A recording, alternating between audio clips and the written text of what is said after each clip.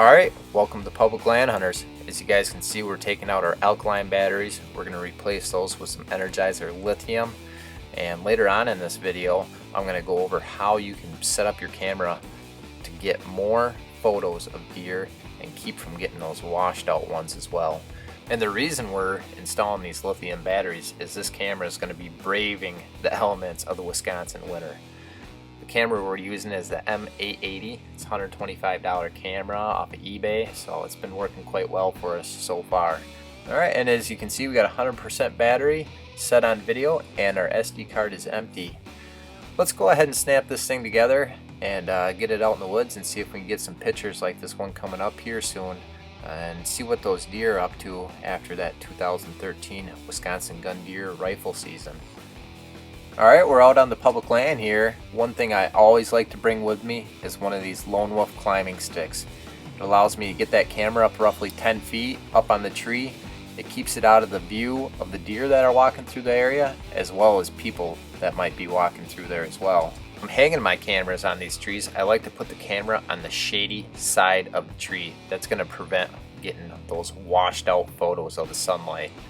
You can see here I'm looking and making sure I'm covering the full view of where those deer are going to come through. And once you get that camera fairly cinched up, you want to grab a tree branch about the size of your thumb and you're going to put it behind the top part of the camera. What this is going to do is it's going to angle that camera down to get better quality of pictures of those deer coming through the area. You don't want to be getting pictures of just their head walking through, and you don't want to point it down too low either and just be taking pictures of pretty much the deer's feet. And that's only if you are putting your camera up 10 feet. Normally if you got it down low, you don't need that stick, but it's just something to keep it out of the view of people. And if you don't have a no glow camera, the deer can't see the red illuminating LEDs either. I like to use this 5/16 size cable to lock up all my cameras. Some people out on public land sometimes have sticky fingers. I've had a few go missing, so I've learned my lesson. Always lock up your stuff out on public land and make sure you put your customer identification number on there as well. And putting these cameras out here on this public land can be a lot of work. You're going back in a quarter mile, half mile. You do not want to come back out and realize you didn't turn your camera on or it wasn't properly taking photos.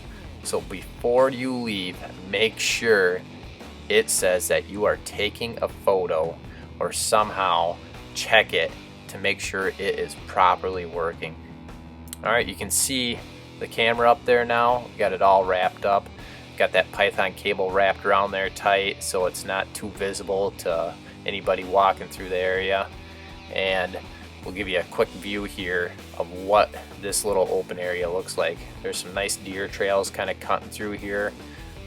It's just a good open spot to get some pictures to see what those late season bucks are up to.